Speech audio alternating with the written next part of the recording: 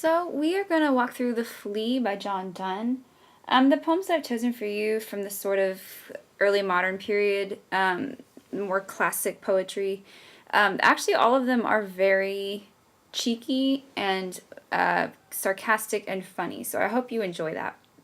So John Donne's The Flea is a very sarcastic look at a religious ideal, and Donne himself was very religious.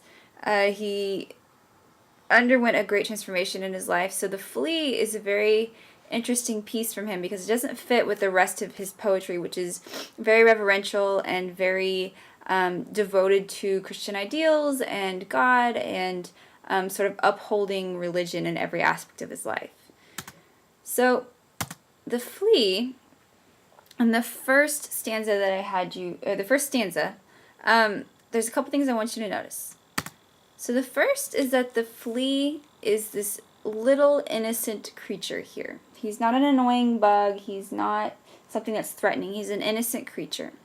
And Donne, the speaker, is having a conversation between a man and his fiancée or his mistress, either way.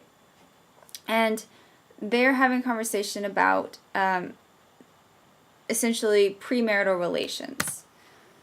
So he's saying, you are denying me something that I really want before marriage.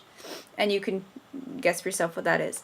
So he says this little flea comes and it pricks both of them. And within that flea's body then are the two bloods mingled. So it's a very body image. It's very on the nose. And we have a lot of innuendo here. So he's saying literally the blood is mixed, but also the blood of the two people. And if you think of religious connotations, this is when man and woman become together, become one. So he's saying, thou sayest that this cannot be a sin or a shame, the religious restrictions against premarital relations, because the flea is so innocent. The flea has done all of this.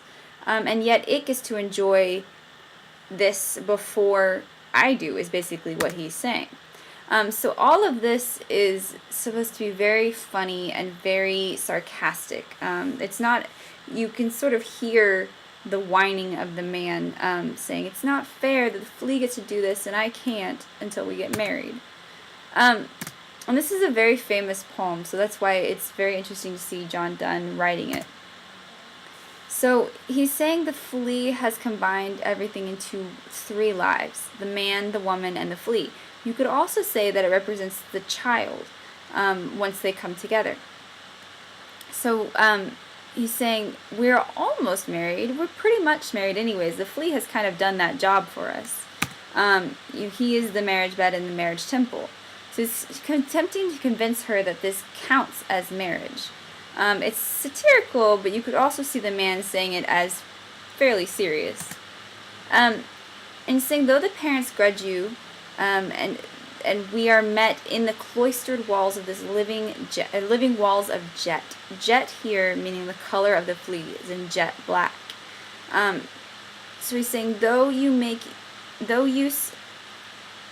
you apt to kill me. In other words, I, the flea, and you have become one. So she's trying to get the flea. She's trying to kill it because she thinks of it as an irritating pest, which is another level that you could sort of take his pleading on. He's saying, no, please don't kill it, because when you do, you kill me and you kill yourself. So all of this is supposed to be her not listening to him. All she sees is this annoying little bug. And he's built it into this monumental representation of their relationship, so he can basically try and get what he wants. And then the last stanza, he's saying, cruel and sudden hast thou since purpled thy nail in blood of innocence. So she has killed the flea, and you have the mixture of the blood. So the black and the red have mixed together to create this purple stain on her, a literal and a figurative stain. And he says, wherein could this flea guilty be except in that drop which it sucked from thee? So this flea is so innocent, it has done nothing wrong.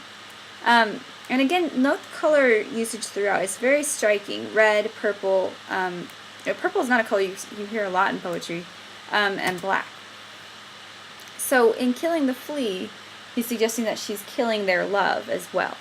And again, remember the woman is standing on the side thinking how silly and mundane this action is. He's built it into this humongous mountain of an issue.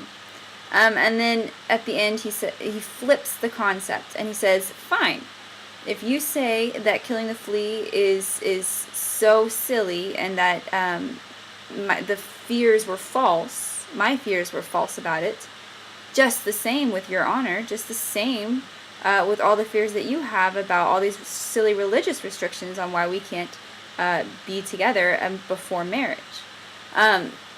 So he ends with a sort of a impactful blow against the church's restrictions against impropriety and premarital relations. So think about the fact that this is turn of the 17th century when this is being written, and how scandalous words like this can be.